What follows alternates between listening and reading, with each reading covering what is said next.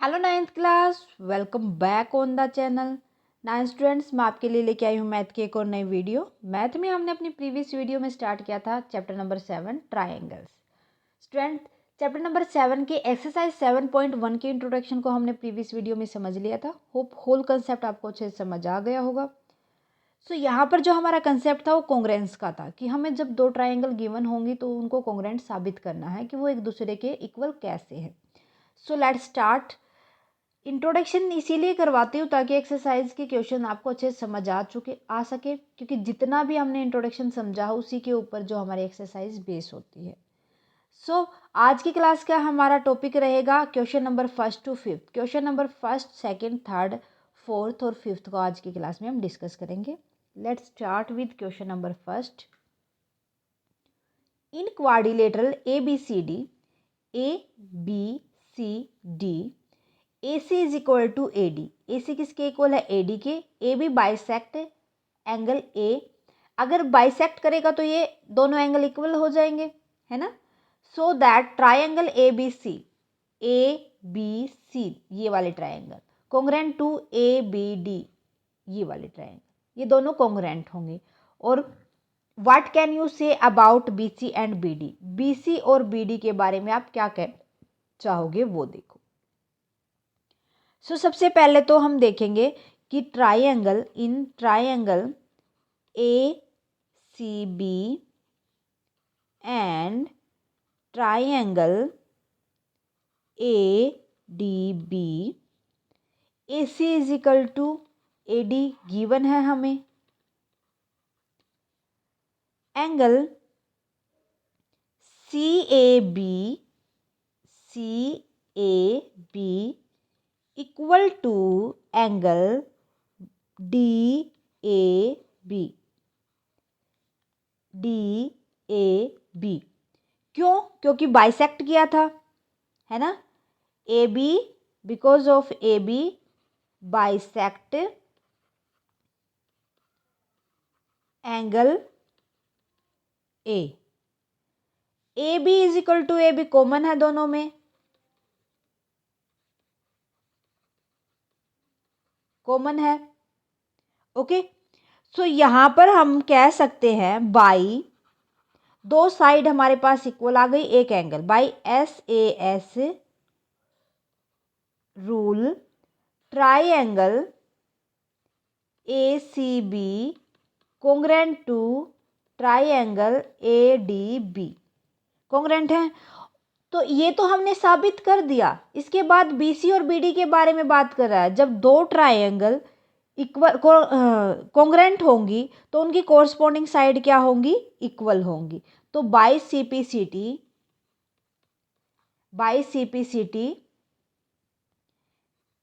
BC equal to BD, CPCT rule के द्वारा BC BD के इक्वल हो जाएगा।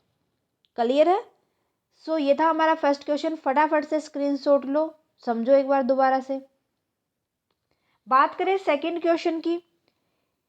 ABCD is a quadrilateral in which AD is equal to BC and triangle DAB equal to angle CBA। देखो, AD equal to BC, angle DAB ये वाला angle किसके equal है? CBA इसके। प्रूव दैट ट्रायंगल ABD ये वाली triangle BAC ये वाली कॉन्ग्रेंट है and BD is equal to AC BD equal to AC। और तीसरा हमें प्रूफ करना है angle ABD is equal to angle BAC, कि ये वाला एंगल इस वाले एंगल के इक्वल होगा।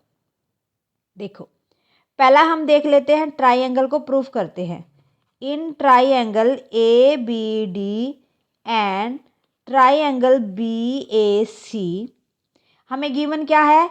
AD is equal to BC given है और दो एंगल इक्वल बता रखे हैं, angle DAB equal to angle CBA ये भी गिवन है हमारे पास।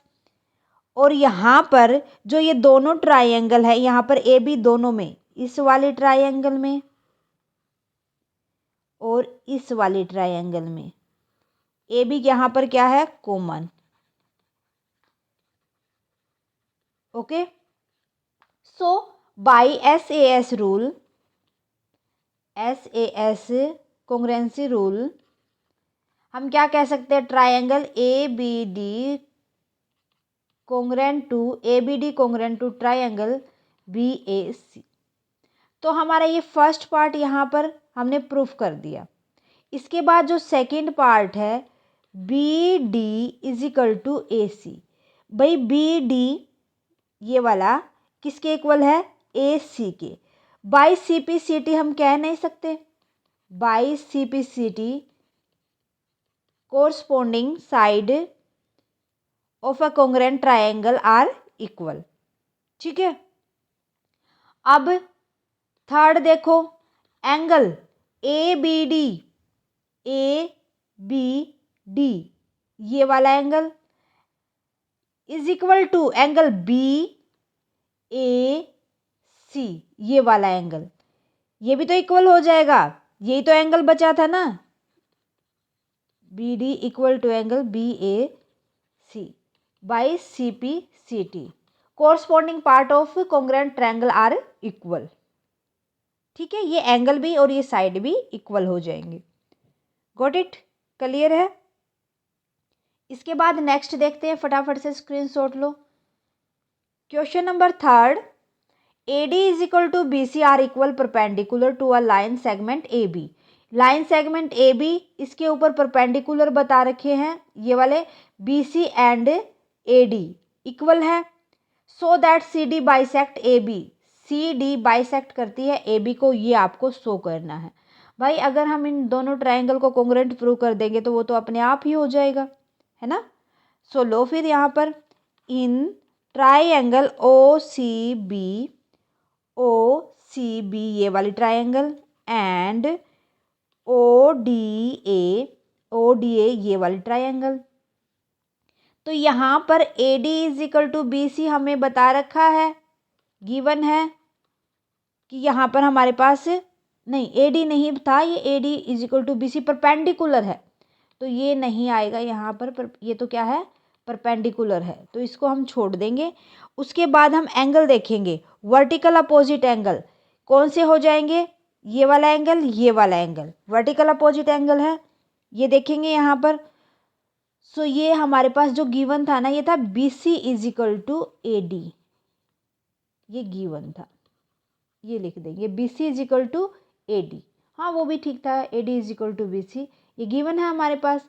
जो एंगल होगा BOC, angle BOC equal to angle AOD, vertically opposite angle, vertically opposite angle. ठीक है, उसके बाद नेक्स्ट हमारे को बता रखा है, ये 90 डिग्री का एंगल है, CBO, angle CBO, angle DAO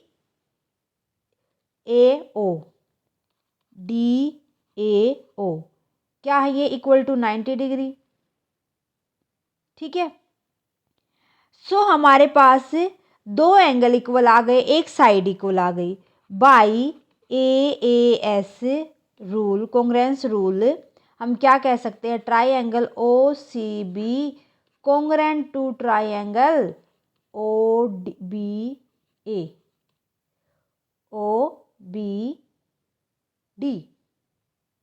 नहीं, हाँ ODA था, क्या था भाई, ODA, ठीक लिखा था मैंने। ठीक है, ये दोनों क्या होंगी, कॉन्ग्रुएंट होंगी। भाई अगर ये दोनों कॉन्ग्रुएंट हैं तो हम कह नहीं सकते कि इसके जो ये वाले पार्ट है OCO, या हम कह देंगे OB, ये एक क्या है, इसको इंटरसेक्टेड लाइन है, तो OB और OA इक्वल नहीं हो जाएंगे, तो हम क्या कह देंगे, OB इक्वल टू OA। यही तो बताना था कि इसको बाइसेक्ट कर रही है, तो क्या बता देंगे, ये दोनों क्या है, इक्वल है बाय CPCT। सो हम यहाँ पर कह सकते हैं hence C D bisect A B. किसको? ए बी को बाइसेक्ट कर रही है। अगर ये दोनों साइड इक्वल आ गई तो हम इजीली कह सकते हैं कि इसने इसको बाइसेक्ट किया, तभी तो इक्वल आई है ना? हो जाएगा। सो फटाफट से स्क्रीनशॉट लो। देखते हैं क्वेश्चन नंबर 4 फिर। L and M are parallel lines intersected by another pair of parallel line P and Q। आपको P and Q parallel line दे रखी थी, इनको बाइसेक्ट करती हैं, ये दोनों कट करती हैं इसको L M को। ठीक है, दोनों या कह सकते हैं L M P Q को बाइसेक्ट कर रही हैं, इंटरसेक्ट कर रही हैं। So that triangle A B C, ये वाली ट्राइंगल सी डी ए, ये वाली कोंग्रेंट होंगी। देखो भाई इजीली बता सकते हैं इसको तो हम कि जो हमें ना कोंग्रेंट प्रूव करनी होती है वही हम ट्राइंगल ले लेते हैं। Triangle B C A B C and triangle C D A. So यहाँ पर जो हमारे पास एंगल, ये दोनों पैरेलल लाइन है और दो पैरेलल लाइन क्या बनाती है? अल्टरनेट एंगल बनाती हैं। अल्टरनेट एंगल बनाएगी तो जो एंगल ए होगा ये और सी इक्वल हो जाएंगे, है ना? तो हम कह सकते हैं angle B A C equal to angle A C D. A C D ये वाला, बी ए सी ये वाला क्या होंगे? Alternate angle, alternate angles. ठीक है, दोनों ट्राइंगल में ए सी क्या है? इक्वल है। A C equal to A C common है दोनों में। सो जो हमारे पास एंगल बी सी ए ये वाला एंगल डी ए सी इस वाले एंगल के भी इक्वल हो जाएगा, क्योंकि क्या ये भी तो अल्टरनेट एंगल है। दो पैरेलल लाइन के बीच में अगर कोई भी इंटरसेक्ट करती है लाइन तो क्या बनाती है? अल्टरनेट एंगल बनाती है। सो हम क्या कर देंगे? Angle B C A equal to angle D A C, ये भी क्या है? Alternate angle. सो देखना यहाँ पर हमारे पास दो तो एंगल इक्वल आ गए एक side. So by A S A rule triangle A B C congruent to triangle A C A D, C D A या C A D, C D ए, ये दोनों क्या होंगी? दोनों कॉन्ग्रेंट हो जाएंगी। क्लियर है? हो जाएगा। ज़्यादा मुश्किल कुछ नहीं है, बस ध्यान रखना आपको। ओके, सो फटाफट से स्क्रीनशॉट लो। बढ़ते हैं क्वेश्चन नंबर 5 पे। क्वेश्चन नंबर 5 है हमारा, line L is bisector of angle A. Line L angle A का क्या है? Bisector. And B is any point on L, B क्या है? कोई भी एल के ऊपर पॉइंट है। B P B Q are perpendicular from B on the arm of angle A. So जो एंगल ए की आर्म है उसके ऊपर परपेंडिकुलर है दोनों पे, इस वाले पे पी, इस वाले पे क्यू, बी क्यू और बी पी। सो यहाँ पर हमें क्या दिखाना है? ट्राइंगल ए पी बी ये वाली ट्राइंगल किसके कॉन्ग्रेंट होगी? ए क्यू बी के। इजीली हो जाएगी भाई, देखो कैसे। In triangle A P B and triangle A Q B, अगर कोई भी परपेंडिकुलर क्या बनाता है? 90 डिग्री का एंगल बनाता है। तो हमारे पास यहाँ क्या हो जाएगा? Angle A P B equal to angle A Q B is equal to 90 degree है। ओके, उसके बाद जो एल ने बाइसेक्ट किया था एंगल ए को, तो ये दोनों एंगल क्या हो जाएंगे? इक्वल हो जाएंगे। So angle P A B equal to Q A B क्या है? Bisector. Line L bisect angle A, तो वो इक्वल पार्ट में डिवाइड कर देते हैं उसको, एंगल ए। देन उसके बाद हमारे पास ए बी दोनों में कॉमन है, A B equal to A B because of common line, common. So यहाँ पर by A A S rule, by two angle equal हो गए और एक side by A A S rule हम कह सकते हैं triangle A P B congruent to triangle A Q B.